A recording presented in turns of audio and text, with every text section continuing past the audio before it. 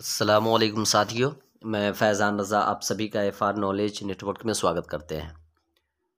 आज का वीडियो उर्दू क़वायद से रिलेटेड है और ये वीडियो हर किसी बच्चों के लिए ख़ास कर साबित होने वाली है। तो मेरे साथियों, मैं उम्मीद करता हूँ कि आप सभी अच्छी तरीके से तैयारी कर रहे होंगे। इससे पहले वाली वीडियो में हमने इसमें मारफ़ा की क़िस्में अलम, ज़मीर, इशारा, मौसूल, माहूद, मुज़ाफ़, मुनादा यानी कि इसमें मारफ़ा की क़िस्में बताया था, जिसमें से अलम की तारीफ़ हमने कर लिया था। आज हम सभी इसमें ज़मीर के बारे में देखेंगे, यानी इसमें मारफ़ा की जो दूसरी क़िस्म है इसमें ज़मीर, उसके बारे में हम देखेंगे, उसके बारे में हम सभी पढ़ेंगे। तो चलिए स्टार्ट करते हैं आज का वीडियो। यानी इसमें ज़मीर कह रहे हैं कि वो कलमा है जो किसी इसम के बजाय इस्तेमाल किया जाए ताकि इसम को बार बार दोहराना न पड़े। यानी ज़मीर कहते किसको है, बस ये समझ लीजिए आप आसानी के तौर पर कि ज़मीर वो है जो किसी इसम की जगह इस्तेमाल किया जाए, उसे ज़मीर कहते हैं। और ख़ास करके ज़मीर इसीलिए इस्तेमाल किया जाता है ताकि बार बार इसम को न लाया जाए। जैसे मान लो सपोज डैट, अगर किसी लड़के का नाम लेकर के मैं कोई बात कर रहा हूँ, जैसे खालिद बहुत अच्छा लड़का है नहीं, खालिद बहुत अच्छा लड़का है, खालिद बहुत अच्छा पढ़ता है, खालिद बहुत अच्छा खाता है, खालिद बहुत अच्छा सोता है। इस तरीके से अगर बार बार उसका नाम लिया जाए तो जुमले की खूबसूरती ख़त्म हो जाएगी और फिर बात में भी वो असर नहीं रह पाएगा जो असर होनी चाहिए। इसलिए ज़मीर का इस्तेमाल किया जाता है ताकि इसम बार बार ना लाया जाए और उसमें खूबसूरती भी पैदा हो। तो अब ज़मीर कहते किसको है, तो जैसे वह, आप, हम, मैं, इस, मेरा वगैरह, ये सभी क्या है, ज़मीर है। ठीक है ना, ये सभी क्या है, ज़मीर है। अब आगे क्या कह रहे हैं, अब आप ये भी समझ लीजिए कि बच्चों को जो बात यहाँ समझने की है वो ये कि इसम की तकरार से, तहरीर से खूबसूरती और रवानी चली जाती है। बिल्कुल सही बात है, जो मैं बता रहा हूँ वो मैंने लिख भी दिया है, ढंग से बताने की कोशिश किया है। एक ही नाम को बार बार दोहराने से क्या होता है, गुफ्तगू का मज़ा ख़राब हो जाता है, बिल्कुल ही ख़राब हो जाता है। यानी इसमें ज़मीर वह कलमा है जो इसम की जगह इस्तेमाल होता है। अब ऐसे मिसालों के ज़रिए भी आप समझ सकते हैं जो आपके नीचे हैं। जैसे देखिए, अब इस मिसालों के ज़रिए आप आसानी के साथ इसमें ज़मीर को समझ सकते हैं कि इसमें ज़मीर किसे कहते हैं। ठीक है ना, देखिए कह रहे हैं, यानी इसमें ज़मीर वो कलमा जो इसम की जगह इस्तेमाल होता है। अब ऐसे मिसालों के ज़रिए समझें, है नहीं, कैसे कि आदिल रोज़ स्कूल जाता है, आदिल अपना हर काम वक्त पर मुकम्मल करता है, आदिल को उर्दू का मजमून पसंद है। अब देखिए, आदिल आदिल आदिल कितना अजीब लग रहा है। इन जुमलों में आदिल की बार बार तकरार हो रही है और तहरीर में रवानी और खूबसूरती भी नज़र नहीं आ रही है। अब हम इसको इसमें ज़मीर के साथ लिखते हैं। जैसे कि अगर मैंने ज़मीर इस्तेमाल नहीं किया तो आदिल आदिल की तकरार हो रही है, जो मैंने आपको बताया भी। अब आदिल रोज़ स्कूल जाता है, वह अपना काम वक्त पर मुकम्मल करता है, इसको उर्दू का मजमून पसंद है, या उसको उर्दू का मजमून पसंद है। बताइए कितनी खूबसूरती इन जुमलों में आ गई। इन जुमलों में से इसमें ज़मीर का इस्तेमाल वाज़े हो गया कि आदिल की जगह हमने क्या किया, वह लाया, और है नहीं, उस लाया। तो यहाँ पर क्या हो गई, आदिल एक ही जगह है, उसके बाद इसमें ज़मीर का इस्तेमाल हुआ। कितना खूबसूरत लग रहा है ये जुमला, है नहीं। अब इन जुमलों में से इसमें ज़मीर का इस्तेमाल वाज़े हो गया। अब नोट में आप देख रहे हैं, आपके सामने है नोट, कह रहे हैं नोट कि मुरज्जा जिस इसम के बदले ज़मीर इस्तेमाल हो उसको मुरज्जा कहते हैं। जैसे आदिल आया और उसने सबको सलाम किया, यहाँ इस ज़मीर और आदिल मुरज्जा है। मतलब कि जैसे आदिल आया और उसने सबको सलाम किया, यहाँ उस ज़मीर और आदिल मुरज्जा है। उस ज़मीर और आदिल मुरज्जा है। आपको मैं मश्क दे रहा हूँ, इसको भी आप अच्छी तरीके से समझ लें। चलिए देखिए, दर्ज झेल जुमलों में से ज़मीर और मुरज्जा अलग करें। जैसे ए अल्लाह तू मेहरबान और रहम करने वाला है, इसमें से आपको ज़मीर और मुरज्जा अलग करना है। ठीक है। उसी तरह अहमद लाहौर, है नहीं, का रिहायशी मगर वो आजकल कराची में मुकीम है। ठीक है, इसमें से आपको मुरज्जा अलग करना है। अहमद आया और उसने सबको सलाम किया। ठीक है, चलिए अगला पॉइंट देखते हैं। तीसरी किस्म है इसमें इशारा। कह रहे कि इसमें इशारा वो इसमें है जिससे जुमले में किसी चीज़, जगह या इंसान की तरफ इशारा करते हैं। जैसे यह लड़की कौन है, यह लड़की कौन है, वह दीवार ऊंची है।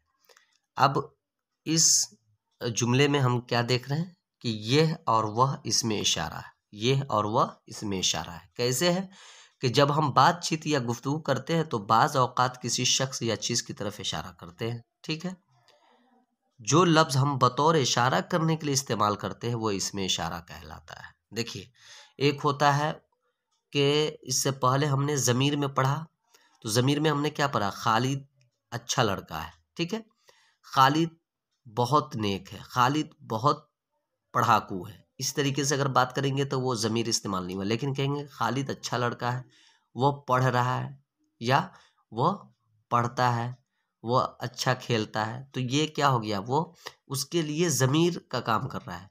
लेकिन अगर हमने ये कहा कि यह लड़की कौन है डायरेक्ट, तो ये इशारा के लिए होगा। वह दीवार ऊंची है, तो ये इशारा के लिए हुआ। ठीक है, अब कह रहे हैं कि करते वो इसमें इशारा कहलाते हैं। ठीक है, अब आगे देखिए। अब इन मिसालों के ज़रिए आप समझें कि इन मिसालों में यह लड़की की तरफ इशारा कर रहा है और वह दीवार की तरफ इशारा कर रहा है। ठीक है, बात समझ में आई। अब इसमें इशारा की कितनी किस्में हैं, 2 किस्में बताई गई है। इसमें इशारा की कितनी किस्में हैं, 2 किस्में हैं। एक है इसमें इशारा करीब और एक है इसमें इशारा बाईद, यानी दूर का इशारा। एक नज़दीक का इशारा, एक दूर का इशारा। चलिए अब हम इन दोनों को समझते हैं। मैंने बताया इसमें इशारा करीब और इसमें इशारा बाईद।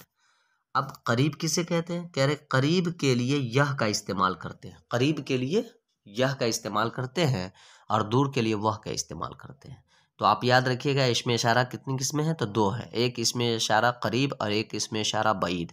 इसमें इशारा करीब के लिए यह का इस्तेमाल होता है, इसमें इशारा बाईद के लिए वह का इस्तेमाल होता है। नोट, जिस इस्म की तरफ इशारा किया जाए मुशारुन इलैह कहते हैं और जिसकी तरफ इशारा किया जाए उसे मुशारुन इलैह कहते हैं। क्या कहते हैं, मुशारुन इलैह। याद रखिएगा, मुशारुन इलैह, जिसकी तरफ इशारा किया जाए उसे मुशारुन इलैह। जैसे कि मान लीजिए वह दीवार ऊंची है, वह दीवार ऊंची है, गोया कि वह इसमें इशारा है और दीवार मुशारुन इलैह हो जाएगा। इसी तरह यह लड़की कौन है, तो यह इसमें इशारा हो जाएगा, लड़की मुशारुन इलैह हो जाएगी। बात समझ में आ गई। अब चलिए मश्क को भी हम देख लेते हैं।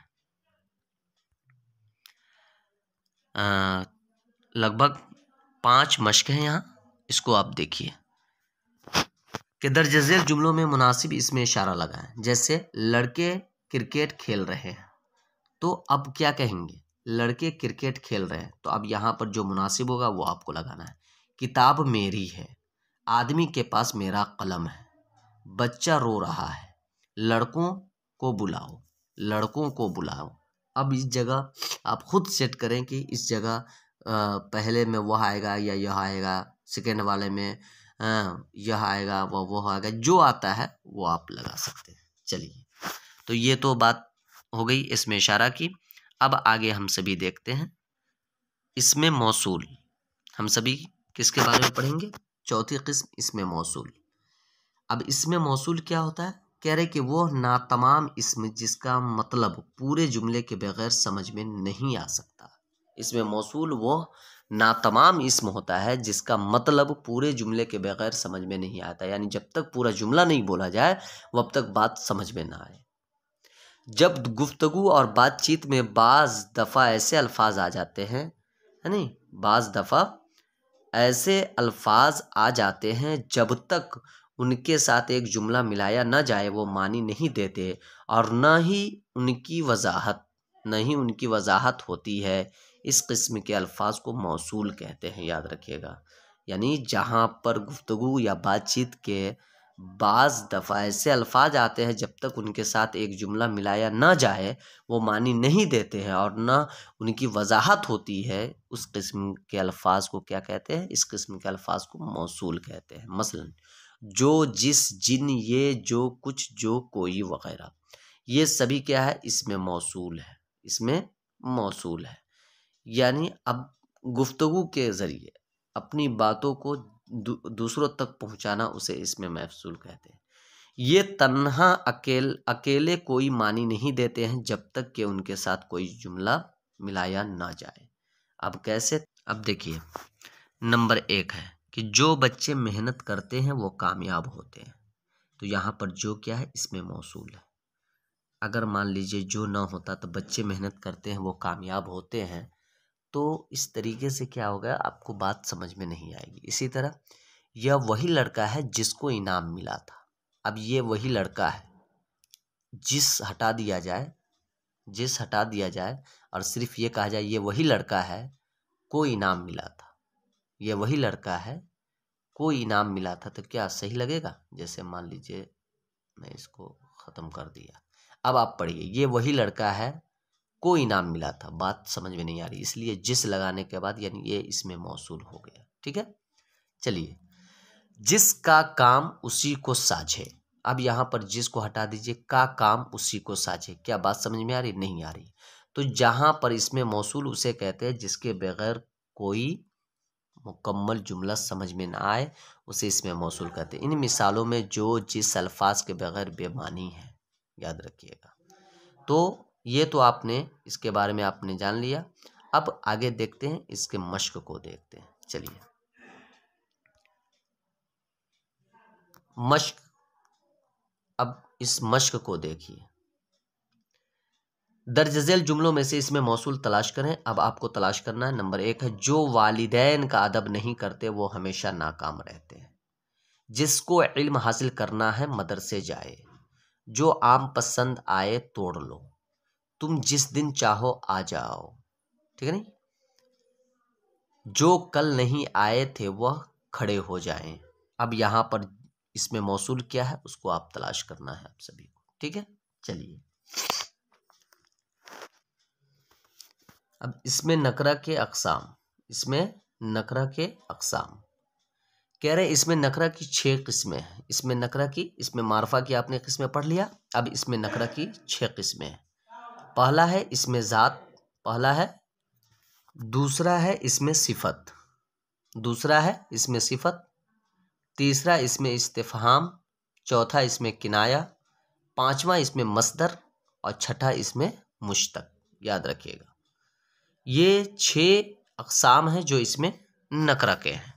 अब इनकी मुकम्मल तारीफ हम सभी देखते हैं कि इसमें ज़ात किसे कहते हैं, इसमें सिफत किसे कहते हैं, इसमें इस्तिफ़हाम किसे कहते हैं, इसमें किनाया, इसमें मस्दर और इसमें मुश्तक।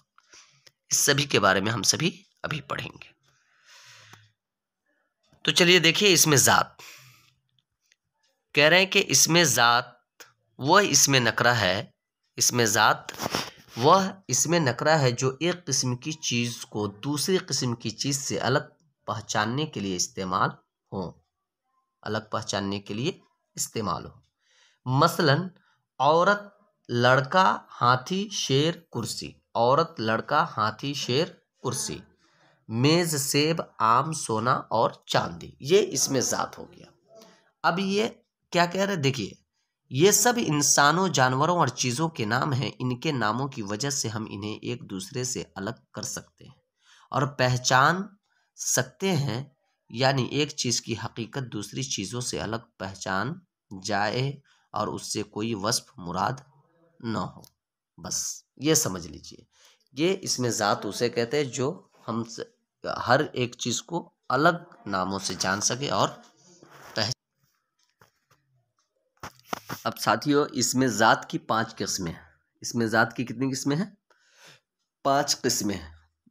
इसमें ज़ात तो आप समझ गए होंगे कि जिनको अलग अलग नामों से हम मुंतखब करते हैं, जैसे कि मैंने बताया कुर्सी, आदमी, है नहीं, पेड़, है नहीं, जो भी चीज़ें हैं सब अलग अलग अपनी ज़ात में अलग हैं।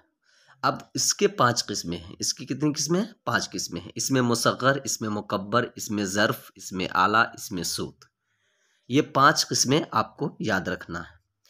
अब आगे फिर क्या बताया जा रहा है उसको देखिए। इसमें मुसग़्ग़र कह रहे बाज़ अल्फाज ऐसे होते हैं जो चीज़ों को छोटाई ज़ाहिर करते हैं, उनको इसमें मुसग़्ग़र कहते हैं।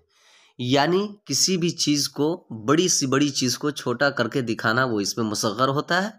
और इसमें मुकब्बर वो होता है जो छोटी सी चीज़ को बड़ा करके दिखाए। मसलन संदूकची, बागीचा, पहाड़ी वग़ैरह।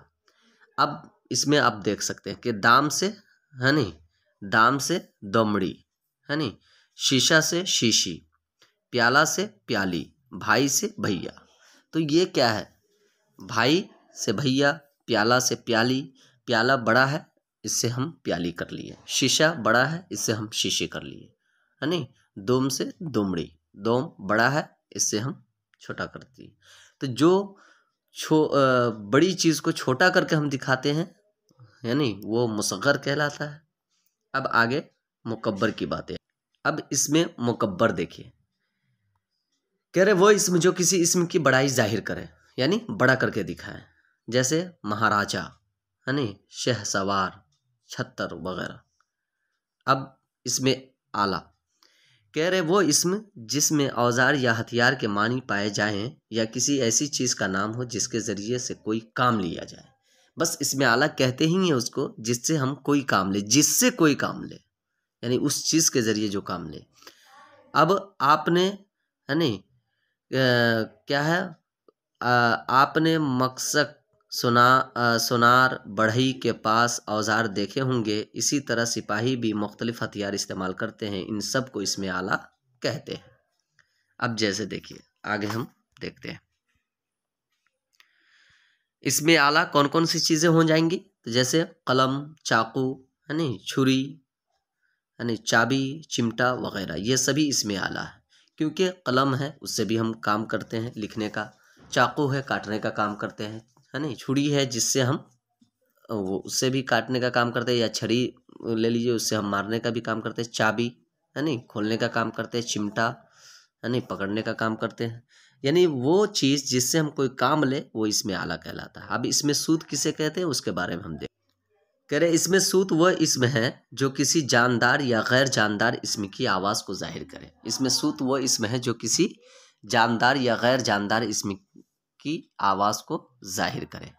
इसमें सूत वो इसम है जो किसी आवाज़ का नाम हो। ठीक है नी। आप घंटी, तोता, है नी, कौवा, कोयल और चिड़ियों की आवाज़ें सुनी होंगी। ये सब आवाज़ें इसमें सूत हैं। अब देखिए इसमें सूत में, जैसे कि इसम हो गया कोयल, ठीक है। अब कोयल है, उसकी आवाज़ कूकू की है। शेर है, धाड़ की है। हाँ, बारिश है, रिमझिम है। बकरी है, में करती है। हाँ, हंसी है, ही करती है। हंसी में ही हम लोग करते हैं। बादल है, गड़गड़ाहट है। कौवा है, काएं काएं। बिल्ली, म्याऊं म्याऊं। ये इसम हो गया और ये उसकी सूत हो गई। तो बस ये समझ लीजिए कि जो इसम है उसकी जो आवाज़ निकले वो इसमें सूत कहलाती है।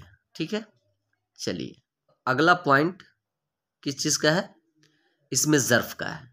कह रहे इसमें ज़र्फ़ वो इसमें है जिसमें जगह या वक्त के मानी पाई जाए।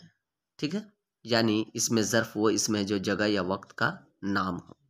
इसमें ज़र्फ़ के अक़साम दो हैं। इसमें ज़र्फ़ के दो किस्में हैं। अब वो कौन कौन सी हैं? तो इसमें ज़र्फ़ मकान है और इसमें ज़र्फ़ ज़मान है। कह रहे हैं एक सेकेंड, वो इसम यानी ज़र्फ़ मकान वो इसम जिसमें जगह या मुकाम का ज़िक्र हो, जगह या मुकाम का ज़िक्र हो। जैसे यह बाग खूबसूरत है, परिंदे पिंजरे में बंद हैं। तो पिंजरा एक जगह है। क्या है, मरी में मेरा एक छोटा सा घर है नहीं, मरई में मेरा एक छोटा सा घर है। तो ये मरई क्या है, ये जगह है नहीं। या ये कह दिए दिल्ली में छोटा सा एक घर है। इस तरीके से जगह जहाँ पर जाहिर हो जाए वो सभी क्या हो जाएगा, इसमें ज़र्फ़ मकान हो जाएगा।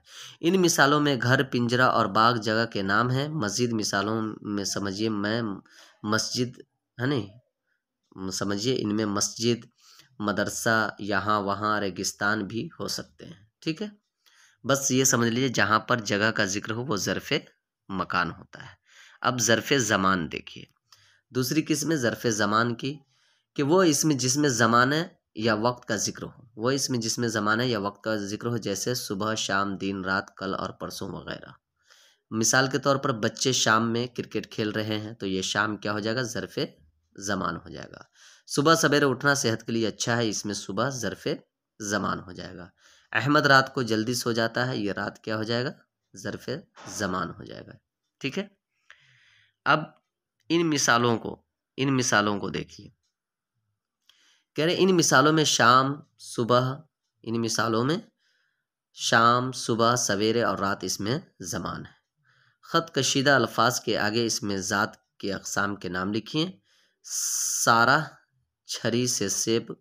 सारा छुरी से सेब काट रही है। सारा छुरी से सेब काट रही है, गोया कि छुरी क्या हो जाएगा, इसमें ज़ात के अक़साम के नाम है, तो ये छुरी, ये क्या हो जाएगा, इसमें ज़र्फ़ आला हो जाएगा। ठीक है। चलिए अगला पॉइंट है दूसरा कि अगला पॉइंट क्या है कि अहमद को बाग में जाना पसंद है।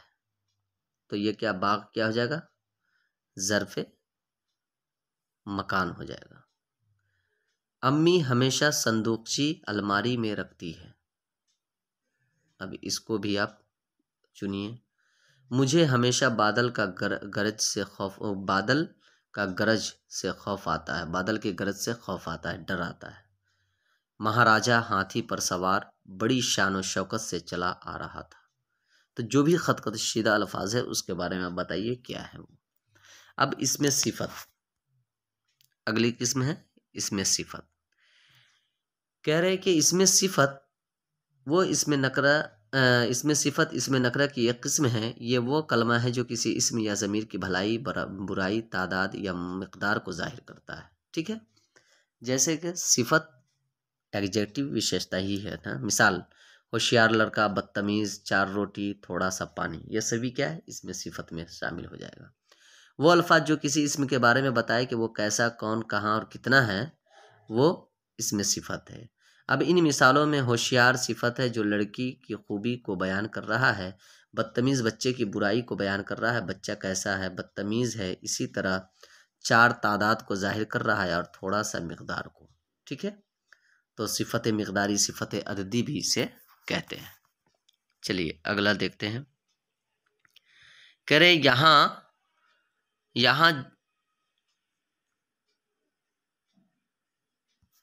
यहाँ जो बात तवज्जो तलब है वो है कि इस्म और सिफत लाजिम व मलजूम है, जिसमें सिफत उसी वक्त मौजूद होगा जब इस्म मौजूद होगा। देखिए, सिफत तभी मौजूद होगा जब मौसूफ होगा, और मौसूफ कहते हैं जिसकी सिफत बयान की जाए। जैसे लड़की खूबसूरत है, तो गोया कि लड़की क्या हो जाएगी, मौसूफ हो जाएगी, और खूबसूरत उसकी सिफत हो जाएगी।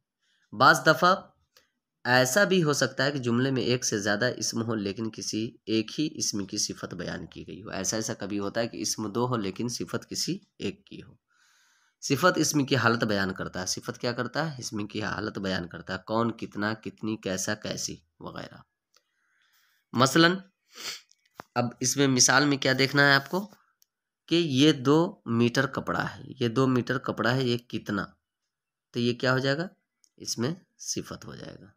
चलिए अगला आगे कह रहे हैं, थोड़ी सी दाल है नहीं, थोड़ी सी दाल कितनी, ये बिरयानी मज़ेदार है, कैसी, काले बाल कैसे। इस तरीके से ये क्या है, ये सब इसमें सिफत को जाहिर कर रहा है। अब कह रहे इसमें सिफत वो इसमें है जिसमें किसी चीज़ की खुसूसियत मालूम हो या जो किसी चीज़ की अच्छाई या बुराई को जाहिर करे। जिस इसम की अच्छाई, बुराई, तादाद, मिक़दार बयान की जाए उसको मौसूफ कहते हैं, और जिसकी तादाद या बुराई, अच्छाई बयान उसको मौसूफ कहते हैं। इसमें मौसूफ जिस इसम की अच्छाई है नहीं, जिस इसम की अच्छाई, बुराई, तादाद, मिक़दार बयान की जाए उसको मौसूफ कहते हैं। जैसे अब जैसे में देखिए कि गरम रोटी है नहीं, जैसे गरम रोटी, इसमें गरम सिफत है और रोटी इसमें है, ये इसमें मौसूफ कहलाएगी। ठीक है। नोट, यूँ तो जुमले बहुत एक से ज़्यादा इस्म हो सकते हैं लेकिन जिस इस्म की सिफत बयान की जाए वो मौसूफ कहलाएगी। चलिए अब देखिए यहाँ पे मिसाल में हम देखते हैं। मिसाल में बताया गया है कि बाग में, मिसाल में क्या बताया गया कि बाग में खूबसूरत फूल खिलते हैं। बाग में खूबसूरत फूल खिलते हैं, गोया के बाग इसम हो गया, फूल भी इसम हो गया, लेकिन खुसूसियत किसकी है? तो फूल की है, तो गोया के फूल मौसूफ हो जाएगा। अब इस जुमले में बाग और फूल दो इसम हैं और खूबसूरत सिफत है। अब सवाल ये पैदा होता है कि मौसूफ कौन सा इसम है? तो इसका आसान सा जवाब है कि खूबसूरत क्या है, तो जवाब होगा फूल। तो मौसूफ क्या हो जाएगा? फूल हो जाएगा। तो मुझे उम्मीद है कि आपको बहुत आसानी के साथ मैं समझाने की कोशिश कर रहा हूँ, बस आप समझते जाएं, इंशाअल्लाह आपको बात बहुत आसानी के साथ समझ में आएगी। अब दर्ज झेल जुमलों में सिफत और मौसूफ अलग करना है आपको, ठीक है। अम्मी बहुत मज़ेदार बिरयानी बनाती है। अम्मी बहुत मज़ेदार बिरयानी बनाती है। अहमद ने चावल और एक रोटी खाई। अहमद बहुत झगड़ालू है। मेज़ पर कलम रखा हुआ है। आमना ने बाज़ार से नए कपड़े खरीदे। अब इसमें से आपको क्या है? सिफत और मौसूफ को अलग करना है, ठीक है। अब इसमें सिफत की किस्में हैं। कह रहे सिफत ज़ाती, सिफत निस्बती, सिफत अददी, सिफत मिक़दारी। तो मेरे साथियों, मैं चाहता हूं कि आज का वीडियो इतने ही तक रहने दिया जाए। अगले वीडियो में हम इसमें सिफत की किस्में के बारे में बताएंगे। इसमें सिफत ज़ाती, सिफत निस्बती, सिफत अददी और सिफत मिक़दारी की बातें होंगी। तो मैं उम्मीद करता हूं कि आपको ये वीडियो बहुत ही बेहतरीन लगा होगा।